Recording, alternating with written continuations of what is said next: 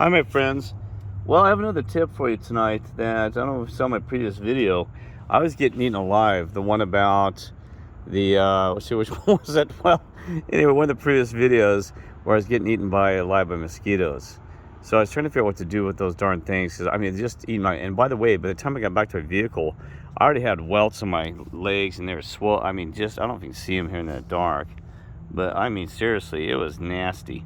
So that, it's itching and already. So I didn't know what to do about it because I was like, man, I really need to get something for them, for these itching. And I didn't know what to do. I was like, well, I didn't want to spend money and also the time because I just wanted to get back and relax. So this is what I realized. Now, I knew through, that ammonia that if like even if you have some kind of mosquito poison or eating fish, because remember there's been the old thing that talk about, people said, if you ever get stung by a jellyfish or some other thing in the ocean that you can use you can urinate on yourself. Okay, now that works for some things except for something that's injected in you, like when I get stung by a stingray, and oh, that was horrifying, bad, painful. Oh my goodness. That was last year. I mean, I was in so much pain. It was just, I want to cut my leg off. I've never experienced so much pain in my life. It hit me right in the ankle, right at the blood, right where the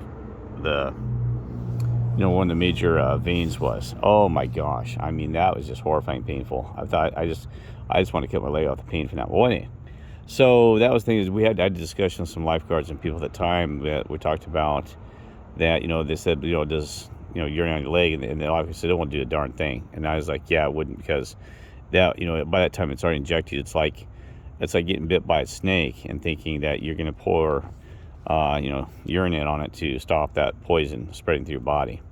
That ain't going to happen, right? So, but it does work for certain things, though. This is what's interesting about it. It does work for some types of, mosquitoes, because this is what I did was, okay, so I'll give Tori this tip. So here's the thing is, didn't want to stop to get something, something with cortisone or something might actually help with that. I don't know what there is for the anti-itch or mosquito bite stuff. I think they might have cortisone or something like that. I don't know. But anyway, probably something in that category. But so I thought about ammonia. I was like, well, geez, I ain't going to urinate on my legs. And so what do I do? So when I was driving back here, I realized I had a solution. I was like, you know what? I got it. It's not the best solution, and then I'll explain to you what it was. Here's what I got. Because I use this all the time to clean my glasses, and also I use it for many things. I mean, my windshield, when I get the sea breeze mist over my windshield. There it is. It is window cleaner, right? Now, here's what I'm trying to hold this down at the same time. So let's see when I sit down here. The key on that is, I'm not trying to advertise it for them, by the way. It was like, I got this at the dollar store. I'm not kidding, it's like $1 for this. And it actually works pretty good for, cleaning. I actually clean my cell phone, clean the lens off and clean the whole thing up all the time. But anyway, look right there. It says glass and surface cleaner with ammonia. Now, here's the thing is, so ammonia has a couple cool things about it. Ammonia it actually also reduce the sting. I mean, I'm serious. I have no itch. I was itching I couldn't stand it. I stopped halfway between the vehicle after that video.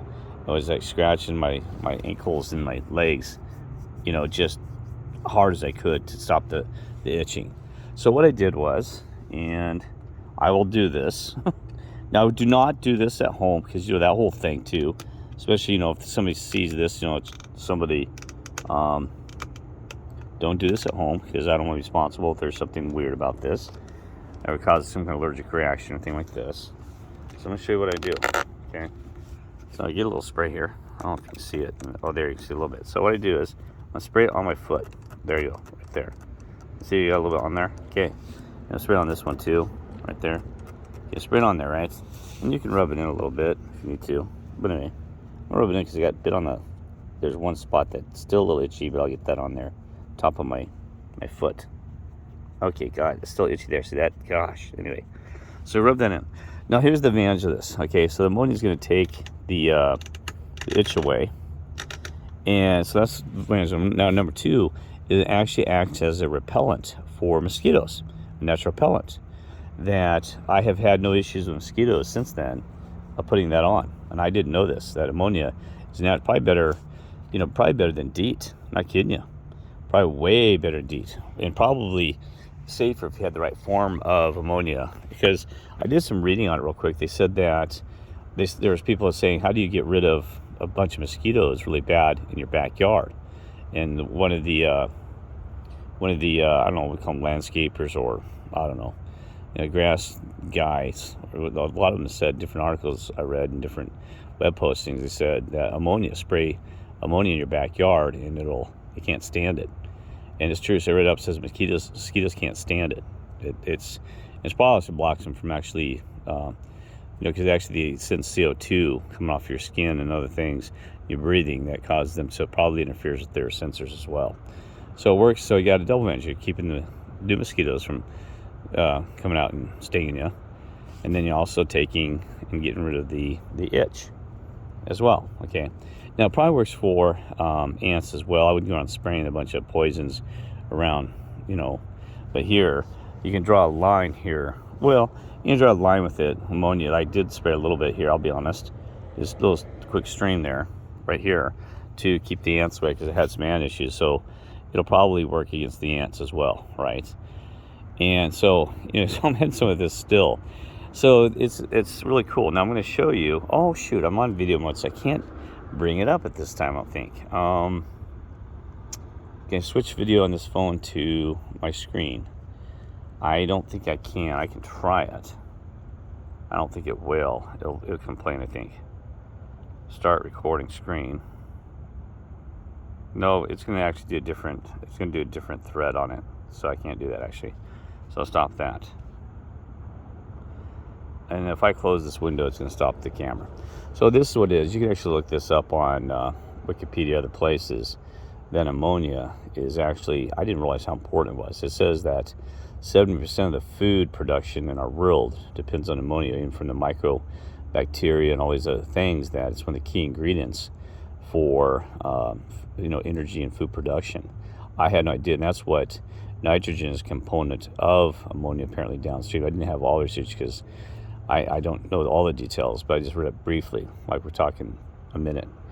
What's also interesting about ammonia that blew my mind was that they actually had, since 1856 or 1859, somewhere in there, I can't remember what the date was, way back, that they just actually use ammonia to help preserve meat. You remember they didn't have a lot of refrigeration and stuff like that, and sometimes packing and stuff like this today, so they'd use a slight amount of ammonia. And then there's different forms of ammonia. There's ammonia chloride, there's sodium types. Well, so they probably used ammonia with like a sodium or chloride. I couldn't remember what it was. But anyway, so the thing is that, and actually you'd eat it. And they said that people didn't really taste the taste of it very well. No, could you imagine? But food's food, and they said it was a preservative. They said that through that process, it actually dropped E. coli down to 0 from the studies they did. They said they'd coat a little bit on the meat and go down to 0. Okay. Well, I'm talking about, there's a little trick I know too, that like if you have an avocado, half of it, or something that might, like an avocado or things like that you could actually take any oil you have. Like I'll take like olive oil or vegetable oil, and you just smear it right on half the top of the avocado, and it creates a natural barrier from the oxygen from it deteriorating. So you can actually preserve an avocado to make it last longer through that process, okay? That it'll actually preserve the outside. So you can put that on there, throw it in your fridge or whatever, and in a plastic bag or whatever, and it'll last way longer, okay? And so there's that. Now be careful, some things some things you actually put it in a bag, it'll actually, through the recycling of the CO2 that it breathes on itself, in bags and things like that, it'll actually make it deteriorate faster. But see, like an avocado, that provides a natural, its natural protection of the shell is still on it. So, but like say you take a banana, or I think an apple, something, and sometimes you'll take a banana, stick it in with other fruits, you can make them ripen faster, right? But then they actually kind of absorb some of the flavor of the nest that might taste a little funky. Well, anyway, so there's that. There's a tip. So anyway, like I said, it works pretty good, the ammonia. And, so there again, for me, I'm traveling, try to keep things now. I don't know, this is industrial junk, so I have no idea. Did not make a rash unless I wake up tomorrow and say, oh my God, I got sunburn type stuff. But usually I think skin are actually pretty good. And you remember your skin is actually absorbent to chemicals. So I wouldn't recommend doing this a lot unless you had a food grade quality ammonia. And understood it more than just putting on your skin. This is just because it's just a thing. So I think one application won't cause any serious issue. But like I said, this is not, I don't know what type of ammonia is in this Windex, whether kind of ingredients are in there, and there's fragrances or other chemicals. So it's probably not a good idea to put that on you. But here's the thing you got to realize, that in this world, that they said you're eating like a credit card of plastic a day anyway. It's amazing your body's even functioning in this world. And also all these makeups and all these other things you put on there, chemicals like you wouldn't believe. Somebody drive by it loud. But anyway, so you gotta realize you're getting chemical exposed. That doesn't mean you should increase the pollution on your body. Don't pollute it more, and also introduce more chemicals. But they've done blood tests on people's blood. I can't remember what time they said that there was just thousands of chemicals floating around in your blood. And they said that something like every person on earth is collecting at least 7 to 9 new chemicals a year because they're manufacturing new chemicals. So you're absorbing those into you. Sometimes it's in our water supply system, and there's other things. That's why this world, that Native Americans are right when they prophesied that everything this world would be just damage the heck out of it. The Mother Earth, boy, have we. Woof. It's horrible using chemicals and other things. Anyway, God bless and love you all.